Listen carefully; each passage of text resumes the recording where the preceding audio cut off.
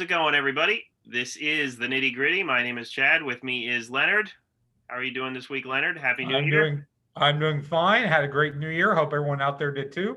And I am wearing my Strike Force T-shirt, which was a Absolutely. Christmas present from Chad Webb, as we become devotees of Tito Santana. Yeah. And I hope you got yourself one of these. So next time that we're together, we can actually be Strike Force together. Hey, you know what? Yeah, absolutely. And I feel like we are the best people to run that moniker into the future. What do you think? I think we are. We probably should have called this the Strike Force cast or something instead of the Nitty Gritty, but we're committed to it now. That's right. And just to say, if we're Strike Force, I'm Rick Martel because I'm better looking than you. Hey, no arguments here. All right. Well, this week we are going to talk about the $1 Million Corporation. Specifically, we are going to rank the members of the $1 Million Corporation. And before we get to that, we should explain a little bit, in case you didn't know, who and what the $1 Million Corporation was.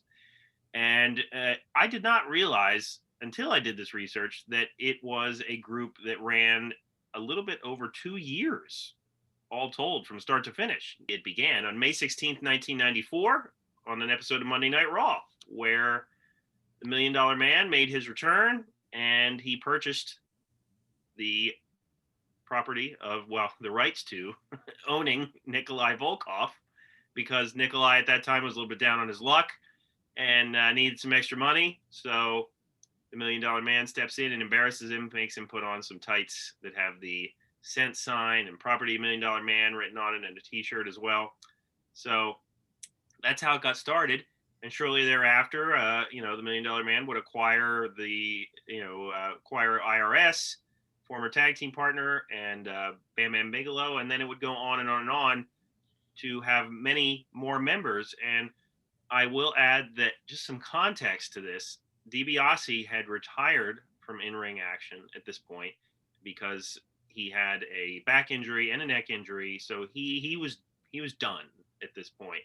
And on top of that, if anybody's watched the documentary about him called The Price of Fame, this was also, this year from 93 to 94 was also the year that he was going through a lot of marital issues. The extracurricular activities that he had engaged in throughout his career of being on top and being a huge guy in the business had come back and really affected his family in a big way. So he was dealing with all that from 93 to 94, and that's what brought us to the $1 Million Corporation. It gave him an opportunity to do something without having to be in the ring, and there you have it. So, Leonard, I will say this again, as we've talked about before, this was a period of wrestling for me that I was not very engaged in. And although I knew a lot about the $1 Million Corporation, there were certain moments and certain things that I definitely had to look back on to remind myself. So were you watching a lot at this time? I was not either. Again, we've talked about this before. This was around the period where I kind of dropped out. Around, like, I had the vague sense of the Undertaker versus Undertaker match, which we'll talk about at SummerSlam, and being like, "What the hell's that?" and a little bit of that. But yeah, this is a period that I kind of look back at afterwards. And I would also like to mention, this is another suggestion from my friend Ronnie. Rank something that nobody else ranks, talk about something that nobody else talks about. And I think the $1 Million Corporation is overlooked for a couple of reasons. One is where they fell in the timeline between rock and wrestling and the Attitude Era. Right. Because in the 1980s, you had managers that managed a bunch of random guys. Like Slick had a bunch of guys, Mr. Fuji had a bunch of guys, Jimmy Hart had a bunch of guys, and none of them had like names or there was a thematic element. Bobby Heenan's group is sometimes called the Heenan family, but that was a carryover from the AWA. Right. And then in the Attitude Era, they had a bunch of what they were calling factions at that point. The X, the Ministry, the Corporate Ministry, Los Boricuas, Nation Domination, all these different ones. So the $1 Million Corporation is a manager with a bunch of random guys, but they have a name and they have a vague concept. Basically, I'm doing this for the money. I'm being paid off to do this. Right. So the second thing is, I'm going to be honest, they sucked. They didn't get any major wins. They had no major feud wins, no major match wins. They won no titles. Their biggest match win was probably at Survivor Series 1995. Their team won, but it was a team that also included the Heavenly Bodies. It wasn't a pure $1 Million Corporation team that won. Right. And then they had two, I would say, the only two other major accomplishments, and we'll talk about this more when we get to the different guys, was Tatanka's win over Lex Luger and turn at SummerSlam 94. And Kama melting down the Undertaker's urn and turning it into a chain at WrestleMania. Oh wow! 11. So you would say those are two of the bigger moments. See, I might have some different opinions on that one. Here you go. See, we talked about right before coming on air. This might be one of the few times that we're really going to disagree on some things.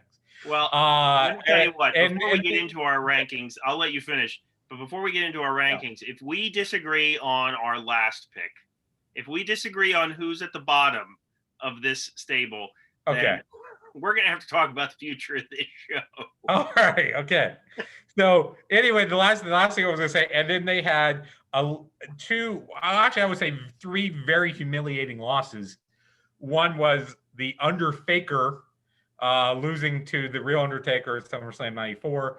Bam Bam Bigelow losing to Lawrence Taylor at WrestleMania 11.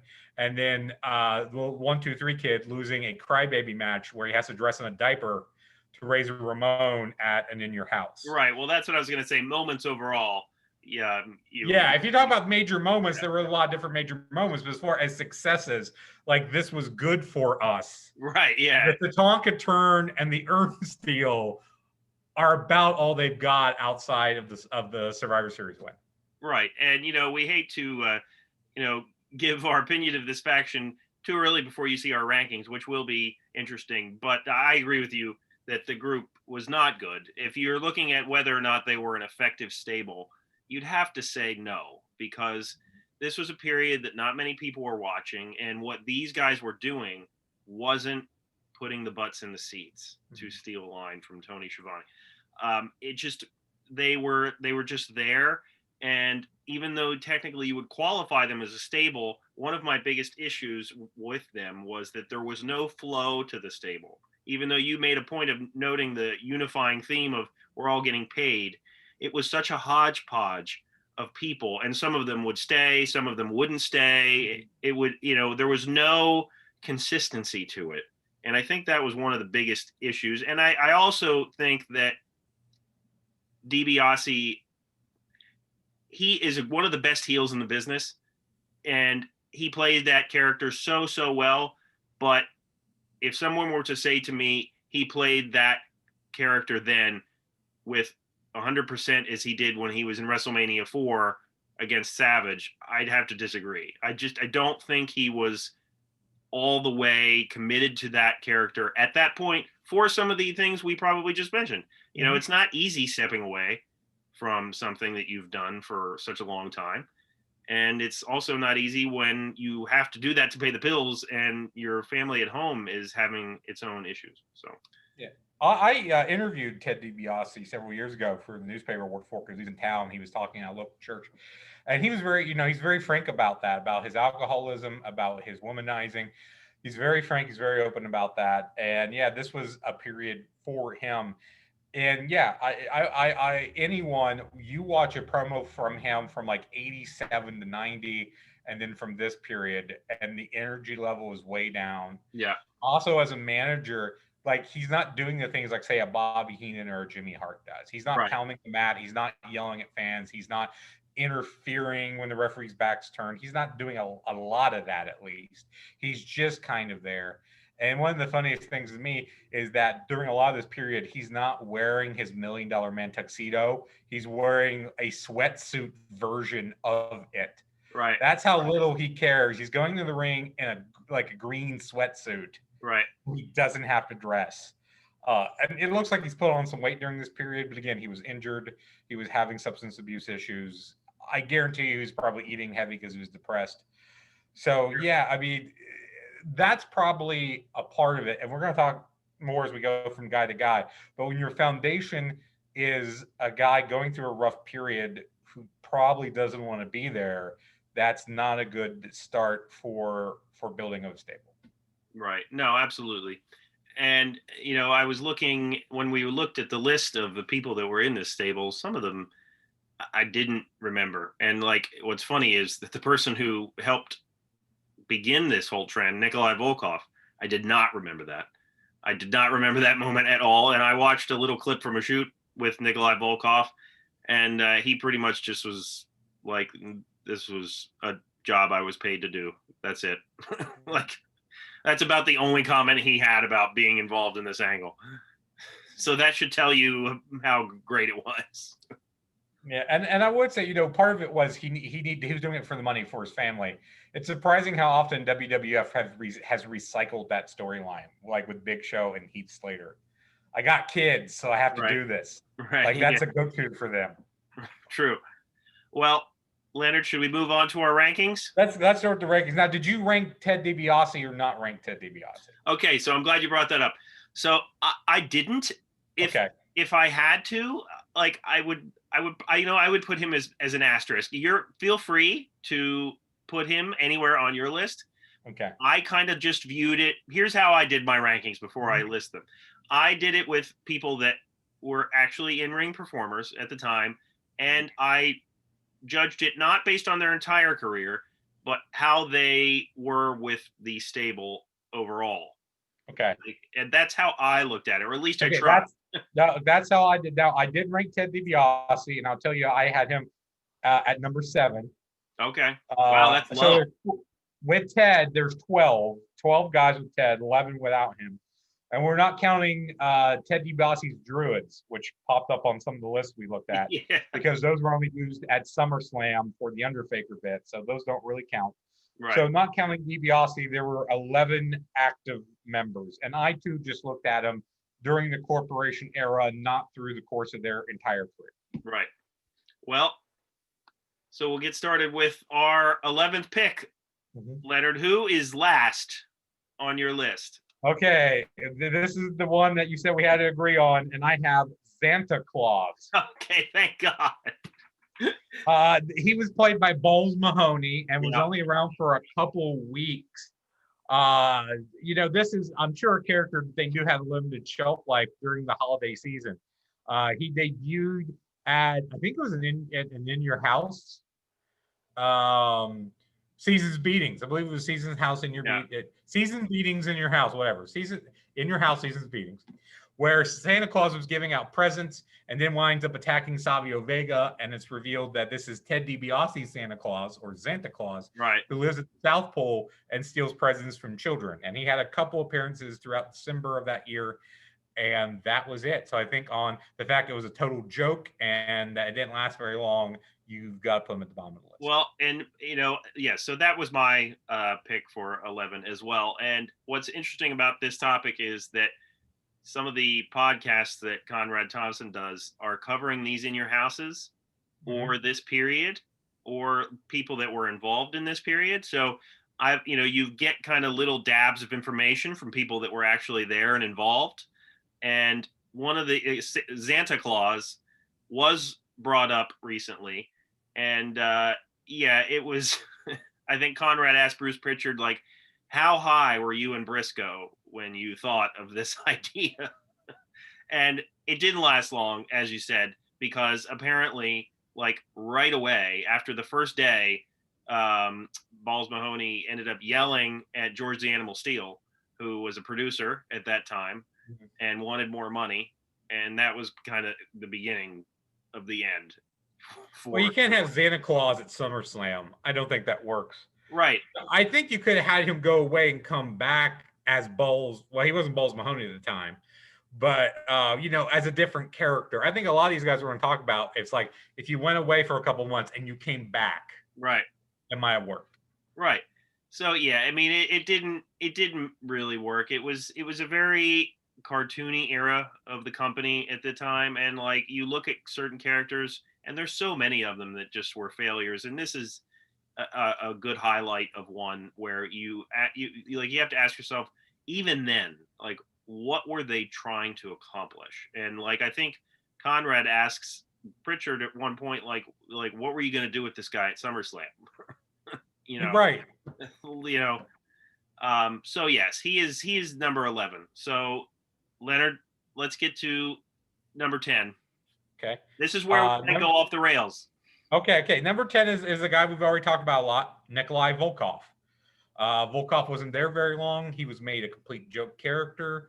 This was kind of his last run, on the national level with the company. As you mentioned, it was something that he really wasn't committed to, so he wasn't investing a lot in it.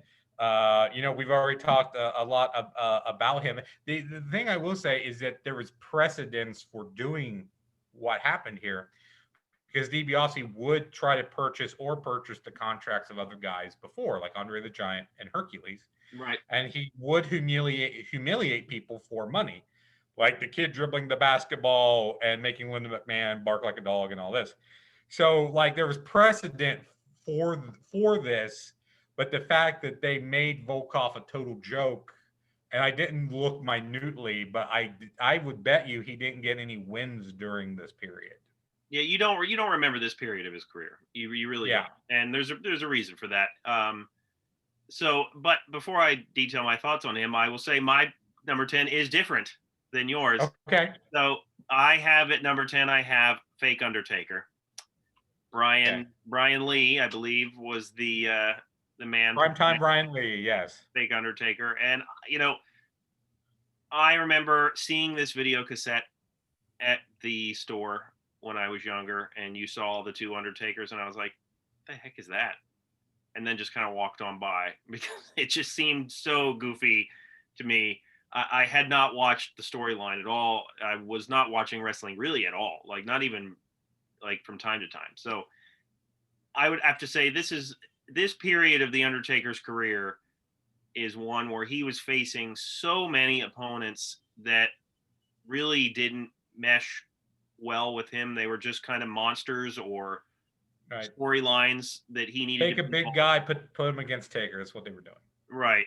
So yeah, that he's my number 10. So you know what? Before I throw it back to you though, I will list my number 9, which is Nikolai Volkov. Okay, so we were flipped because Undertaker is my 9. That's funny. Okay, yeah. So yeah, Nikolai Volkov. This was obviously, he was way past his peak at this time. I'm not going to echo too many of your thoughts, other than to say, he was just the catalyst for this, I guess, just to kind of reintroduce the crowd to the $1 Million Man and what he can accomplish. And that was pretty much it. They embarrassed him, and I don't see him as getting many like high profile feuds at this point. So that's about that. So 9's the Undertaker or Overtaker, or the Ted DiBiase's Undertaker. And the reason I put him above Volkov is because he did have a main event match at SummerSlam. Now, he lost that match and he looked bad doing it, but he still was in the main event of SummerSlam 94. And again, the question, like we said with Santa Claus, like, well, what's your end goal here? They had to know when they created the Undertaker that he was going to get his ass kicked at SummerSlam and go away. Right. And he debuted, I think, in early June. So he's only around for about 2.5 months. Right. And he did get some jobber wins during that period. And the thing is, if you look at Undertaker in a vacuum and you're a kid, you go, that's the guy. But then when you get to SummerSlam and you've got the two of them nose to nose in the ring, with Taker, the real Taker, taller than Brian Lee, at build heights, Mark Calloway is about 3 inches taller than Brian Lee. And you go, no, that's the real guy. So, and I think it may have been even Bruce Pritchard, who I know has commented on this, that, yeah, when we got that match and we got him in the ring and you sold the two of them next to each other, you went, oh, fuck. Right. This doesn't work. This doesn't look right. Right, exactly. And, you have to imagine if you're Brian Lee at this time, who I'm sure was a very good worker. When you are given this as your character, your heart has to sink inside a little bit. At least I would think, because as you said, you're not going to stick around. Right. You know that there is a finite number of days that you're going to be involved. And it's not like, well, I say they could have brought him back as like different things. Right. Again, that's one of the things I said. Take him away, bring him back at Survivor Series as Brian Lee or something else. Give him a haircut and let him be something else. He wasn't a bad worker. He was mostly in Smoky Mountain at this time and was at the main or near main event level for them down Smoky Mountain. Right. Well, Leonard, how about your number 8? So number 8 would be, and we may differ here, I got King Kong Bundy. All right. Well, that's not my number 8, but I wonder if we're flipped again here. Okay, we might be. So I've got King Kong Bundy, and the reason why is that, Bundy had a strong debut at Survivor Series '94. He was one of the 2 survivors of the team. But then after that, he goes down here very quickly. He gets tossed by Mabel at the '95 Royal Rumble in about 3 minutes of entry time. He loses to Undertaker, the real one, at WrestleMania 11 that year. And he doesn't really do anything significant after that. He was with them a lot longer than I thought he was because he really didn't do anything. Right. And I think he was also another guy that was probably there for a paycheck. He hadn't been on a national level really since he had left WWF the first time. He had main event in WrestleMania 2 against Hulk Hogan. And I just get the sense that Bundy was probably there to be there, and he didn't put a lot into it. And he knew his place. He knew that he wasn't going to get big wins. And I just don't think he put a lot into it. So the fact that he didn't do anything significant and the shots that he got, like the elimination in the Rumble, the loss to Taker, that makes him low for me. Right. Well, and I have some opinions here on King Kong Bundy, but I'll just list my my next pick here, which is Kama. Now, okay, Charles Wright has played many different characters in the WWF throughout the years, and this particular version of Kama is to me probably his least well known of any of the personas that he portrayed while under contract. And other than the whole melting of the urn thing, there really isn't a lot to say about him. He was just kind of there. He was like one of those NWO members that just kind of walks out with them and acts like a heel and then goes back into the locker room. And that's really all I have to say. And that's why he's ranked where he is, because I like Charles Wright's look. I think he looks intimidating. The whole big chain thing was odd, but he was just kind of there for me. Filler is the best way I can describe it. Now, he would go on to better characters, but obviously this to me wasn't one of them. So I'll just list we're on number 7 now, right? Yeah. So we are flipped again. So okay. Kama was my 7 because I gave a little more credit to the urn melting. The urn melting to me is the number one thing the stable ever did. Again, other than that, Kama really didn't do a whole lot and was kind of there. It was kind of a play off of. I read one thing that said it was like a play off of a UFC fighter. To me, if it was more like a video game character, like something out of Street Fighter 2, Mortal Kombat. And yeah, I can't say a whole lot. He lost the chain back to Taker at 95, SummerSlam 95. But again, yeah, but I put a lot of stock in that, and I rearranged my list a couple times, and I actually had him at number 3 at one point, believe it or not, because of the urn thing. And then I just kind of kept knocking him down the list to where he was at. Now, so we're at 7. So he was my 7. So your 7 is King Kong Bundy.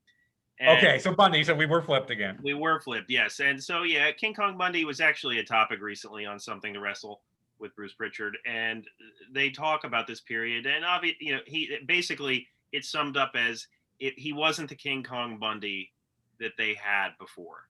He had, and I didn't know this, he had a bout of Bell's palsy, which people might remember JR has had some issues with over the years.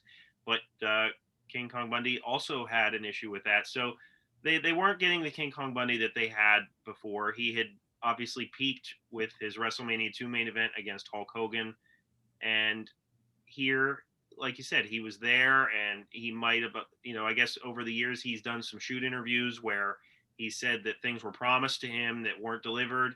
And every time that question is asked about any talent with Bruce Pritchard, he basically chalks it up to people hear what they want to hear when they meet with Vince McMahon. If Vince says, "Oh, I can see you being in the main event at SummerSlam," and all this kind of stuff, they hear, "I'm going to be the main event at SummerSlam." And that seems to be one of the miscommunications that goes on with some of these guys. So he wasn't happy with where he was at this point, and the audience at this point, I think, was getting away, slowly but surely, getting away from those cartoonish type of characters that they grew up with. So that's why I put him where I did. But I put him ahead of Kama, if I have to justify that, not that I do, but I put him ahead of Kama simply because I did grow up with King Kong Bundy, and I do remember him as the guy who faced Hogan in the cage. And I always liked his look a lot. I mean, he looks like an absolute monster. And, so I put him here for that reason. So Number 6, I've got IRS. Okay, we're definitely on different routes here.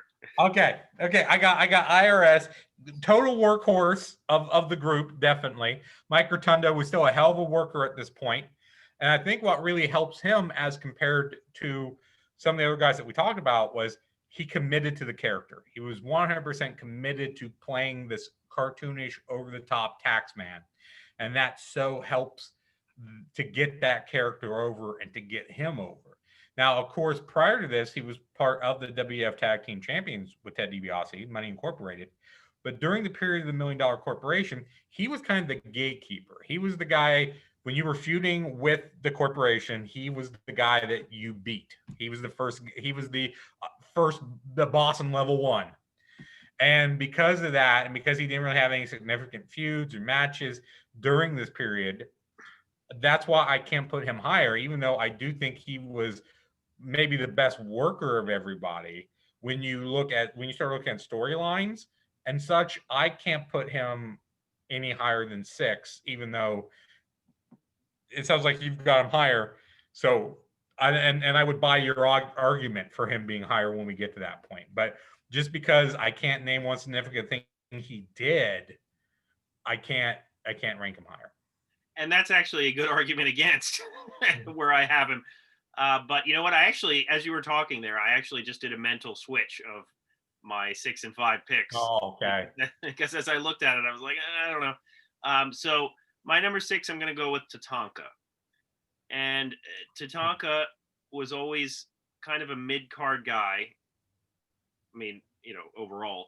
And I think that there were times that he was effective as his heel persona. I didn't dislike him here in this role. I actually think if you look back on it, he was with the group for a long time. If you look, because on the some of the pages where they list the summary of this group, you can see exactly how long these guys were members. Yeah, there's like a timeline bar. Right. And so, he was there for a while. So Tatanka had many notable feuds throughout his career. And as Leonard stated, one of the notable feuds for the $1 Million Corporation was his feud with Lex Luger. So that alone is probably why I put him where I did, where he is as high as he did, because he did have that feud with Lex Luger, even though at that point Luger was on his way down the card. Vince had lost faith in him, but it was still a notable feud, especially for somebody like Tatanka to face Lex Luger. So that's where I had my number 6. So we're into the top 5 now, right, Leonard? Yes, I believe so. We're trying to count, guys. Just yes. Again, my numbering is off. So my number 5 is Ringmaster Steve Austin. Ooh, I'm surprised to see. This is the first real surprise I've had. Okay, so Steve Austin, I've got him at number 5 for a few different reasons. One is, and I'm getting to, because I had my notes listed like when they joined, and so I'm getting to those because Austin was technically the last member of the $1 Million Corporation, even though there wasn't really a corporation at the point. Ted DiBiase, that was the only guy he was managing then.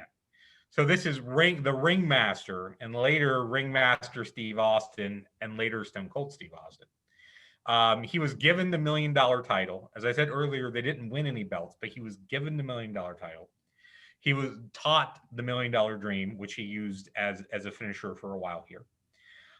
He did get some significant wins, including over Savio Vega at WrestleMania 12. He had a feud with Savio Vega at this point.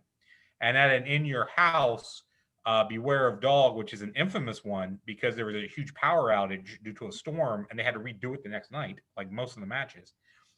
Austin lost a Caribbean strap match where if he did, then DiBiase had to leave WWF. And he was on his way out anyway, going to WCW to be the money man behind the NWO. Classic match, by the way. Yes. Yeah. Very good match. And then later, Austin would say, yeah, I lost on purpose. DiBiase was holding me down. I wanted to get rid of him.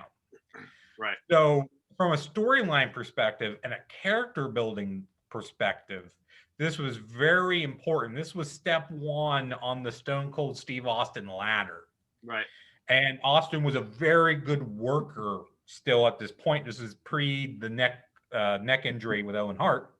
So he could still go, still work, still got some good wins. But the reason I can't put him higher than 5 is because of the fact that he was the last member. He was the nail in the coffin.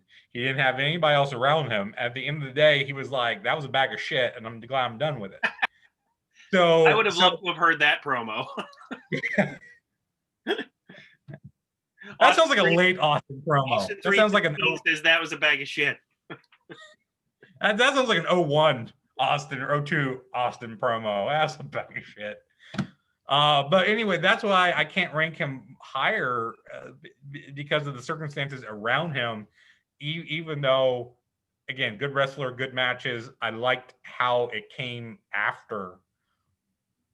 But if we're talking contributing to the stable and importance to the stable, there's not a lot there with Austin. All right. Well, we'll get back to him. My number 5, I did another mental switch here. See, this middle part of the list was tough. So yeah, number 5, I'm going to go with IRS. And okay. I have him that high because he was a former partner of the $1 Million Man. And you made some good arguments as far as like he wasn't really doing anything. And he wasn't really doing anything at this point. And he would, I mean, how many different variations on the IRS character did he have? He was Michael Wall Street. He was VK Wall Street. Wall Street. Quick history. He was Michael Wall Street in WCW, which was like an evil businessman based off of Gordon Gekko from the movie Wall Street. Right. And he had Alexandra York, aka Terry Runnels, Dustin Rhodes' wife, who's Marlena, as like his secretary who had a computer. This was the ancient days of laptops. So her laptop was, like yay wide and yay thick. Yeah. And she would smack people with it. Right. And the computer would tell him how to win, like how to beat people. And usually it was him hitting them with the laptop. So I wondered if it was like to beat, Robert Gibson, hit him with me, it's like that's what popped up on the screen. But anyway, after he leaves, and the next stable we should do is the York Foundation, because that shit is hilarious to me. Yeah, true. Yeah. That should be next on these ranking. I'm up for that for sure. Yeah. So anyway, he goes, and so Michael Wall Street, this is the difference between WCW and WWF. Michael Wall Street goes from being a serious businessman to being a cartoon tax man. And then when he goes back to WCW, he's VK Wall Street, sort of the same character, and he winds up joining NWO Japan, and everybody forgot he existed. Right. And, Mike Rotunda, very good worker, and he just, to me, he meshed so well with the $1 Million Man in any capacity that I thought he fit into this group really well, in terms of looking like he belonged. And as you say, there wasn't a whole lot of feuds that you can point to at this point with him, but still, I liked his character for what it was, and I liked him with the $1 Million Man. So that's my number 5. So we are going to have to move on to number 4. And before we do that one, since we talked about IRS, I thought Repo Man was a member until I looked at the list, because Oh, Repo did work a little bit with Money Incorporated at one point. And Repo Man was, was very similar. Barry Darso just so committed to that character, and Repo Man I think would have been a great fit for this group, but he wasn't. So anyway, number 4, I have the 1-2-3 Kid, aka Sean Waltman, X-Pac 6, what have you. So what happens here is that he is part of a tag team with Razor Ramon, and they wind up losing the tag team titles to the Smoking Guns. They didn't lose a rematch to the Smoking Guns, and Kid kind of flips out a little bit. Then Razor Ramon is having a match with Psycho Sid, with Kid as the special guest referee. Kid turns on Ramon, joins the $1 Million Corporation, is involved in a tag team with Sid known as Sid and the Kid. And I love that title. And I think it's a tag team that had a lot of potential, because I love tag teams that are like polar opposites of each other. You have the big monster in Sid, you have the quick little guy in Kid. right. And a problem with Kid is that I think he needed more of a makeover and a name change to stick the landing of the heel turn. I think if he came out, much like the York Foundation, if he came out in a business suit with his hair slicked back and he was Sean Waltman, then that might have fit things a little bit better. You almost took the words out of my mouth. Yeah. The Sid and the Kid tag team, I liked. It was good. He was the only survivor on his team at Survivor Series 95, which was not a $1 Million Corporation team. It was a Body Donna's team that he was a part of, and he winds up eliminating Marty Jannetty last. He was feuding a little bit with Jannetty. Right. Problem with Kid is the Razor Ramon match that he had in Your House, which we mentioned, where he lost and had to wear a diaper, and I think like was covered with baby milk and all this stuff, and just looked really, really bad. So right. It was a very humiliating loss. But again, what he did talent-wise, and I think he did commit to the heel turn personality-wise. Just a makeover would have done him so good here. No, yeah, I agree. He's my number 4 as well. And I think that, I mean, Sean Waltman as a heel, we know can do really, really well. But when you think of the 1-2-3 Kid, you really don't think, and I'm echoing Conrad Thompson's sentiments here, because again, this was a topic recently. You don't think of the 1-2-3 Kid as being a heel. You think of that character as more of a face, based on the name. He's the 1-2-3 Kid. Now they did change it to the Kid. Yeah. But as you say, like it needed maybe more of a repackaging here to really make the heel part effective. And it wasn't quite all there. Now you could see how much potential Sean Waltman had, doing this kind of persona and approach, but it wasn't quite there yet. The most memorable part was, like, other than the horrible diaper part of it, it was the part where he was guest refereeing the match between Psycho Sid and Razor Ramon, and he turned and slipped the money in his pocket, and then then he. And you could probably call that turn a success. I didn't list that among the successes to start right. with, but the Kid turn is probably a successful moment. Right. So we're into the top 3. So Leonard, throw your number 3 at us. I got Bam Bam Bigelow. Oh, okay. This is interesting to me. That's okay. So Bigelow is one of the best big man ever. Could still work at this point very well. The thing that really hurts me, and at one point I had him much lower. I think wherever I had Kama, I told you I had Kama at 3 at one point. I had Bigelow down where I had Kama at, because I think I put too much stock in the loss to Lawrence Taylor at WrestleMania 11. Right. The man still main evented WrestleMania. And if you want to talk celebrities wrestling, that's one of the best celebrity matches you'll ever see. That's true. That's true. And Bigelow did a lot to make that match work with Taylor. And Taylor invested a lot. Taylor did a great job, but Bigelow really helped to bring that through. As mentioned before, he was a survivor of the team at Survivor Series 94. He had decent wins. during his period there, but he lost so much credibility with the Taylor loss. And again, that was sowing the seeds of his exit because DiBiase was disappointed in him. He was disappointed in DiBiase. And then when Bigelow leaves, he turns face and he winds up feuding with the corporation and doing very well against them and gets a little bit back in credibility during that period. But again, for the period that he was with them, he was kind of their top guy, more or less, when during that period he was with them. And if he would have won against Lawrence Taylor at WrestleMania, he would be my number one, hands down. But the Taylor loss, I can't get past that. All right. Well, we are going to be different from here on in. It seems like. So, my number 3 is Psycho Sid. Now, I like Psycho Sid in terms of, I like Sid in terms of what he did in the future. But Psycho Sid in the corporation wasn't, to me, quite peak Sid material. He did some good stuff with him, though, which is why he's as high as he is for me. His match, match against Razor Ramon was interesting, as we already said. And, he was primed for bigger and better things. He always got a reaction. He had a great look, and he was a good part of this stable overall. I don't have too many negative things to say other than I just don't think his strong suit was to be in a stable. And this wasn't the only stable he was in.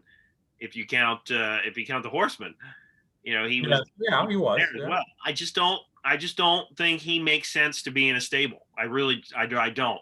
I think that he's better as that loner monster, crazy character. And I think his best moments were just based on that, with him on his own. So that's why he's my number 3. So we're in the top 2. Top 2. Okay. You're going to hate it. It's Tatanka. Oh, man. Okay, one's longevity. I was surprised to find out how long he was there. I think he might have been the longest serving member of the corporation. They only have 2 or 3 major successes, and him turning on Luger at SummerSlam is one of them. It's a great turn. It's a great heel turn, and the crowd is all about that. He draws massive heat there. He winds up losing the feud to Luger, but he does get some wins along the way against him, and it looks pretty good. Him and Bigelow winds up getting to the finals of a tag team tournament to crown new tag team champions. They don't win, but they get to the final. He, also had a high-profile feud with Bigelow. When Bigelow leaves the corporation, he loses that feud, but again, it's a high-profile feud. The problem with Tatanka, same as we talked about with Kid, he needed a makeover. Native Americans are usually faces in professional wrestling. Right. And so he was pretty much the same guy. He was Tatanka, dressed the same, was pretty much the same guy. I think if he comes out and he says, look, Tatanka is a name that I selected to honor my Native American heritage, and now that can go screw off. Right. And went by Chris Chavez and cut his hair and wore a suit, then I think it fits a little bit better. So that's my big drawback, is that face Tatanka and heel Tatanka is kind of the same guy. Right. He was doing evil things. Yeah, more or less it's him doing evil things, but it's more or less the same guy. But again, longevity, all that he was involved with, all that he did, if we're looking at an asset to the corporation, Tatanka is a top asset to the corporation. Oh, man. I don't know. That's a high ranking for Tatanka. That's I don't know. I you know what? A lot of the things you say are certainly very valid points. I've always just been very lukewarm on Tatanka as a whole, whether he was a face or a heel, and some of it might have been what you said, that he just needed a makeover of some sort. The character, and we just saw him recently. If anybody watched Legends Night, he did make an appearance, so he's still more than willing to don the feathers. My number 2 pick is the Ringmaster, Stone Cold Steve Austin. Well, it's not Stone Cold. Yeah. Steve Austin, the ringmaster. The stunning ringmaster, Stone Cold Steve Austin. That's right. And the reason why is I think this part of Austin's career is very underrated. I think that the matches he had, the feud he had with Savio Vega was really great and really paved the way for him in the company becoming more trustworthy. And I thought at this time, despite the fact that I don't like the Ringmaster name in any way, shape, or form, I thought that he was a cool character to have the $1 million belt. And as you said, his work at this time, he could still really go in the ring. And I thought that he was a good temporary pairing with DiBiase. I knew, like, it wouldn't have made sense for it to go any longer than it did, because at that point, DiBiase probably had one foot out the door. Like, there were greener pastures. He was going to get paid a lot more money to do a lot less over in WCW. But I think that the pairing made sense at that time, and without him, the corporation probably would have ended a lot sooner.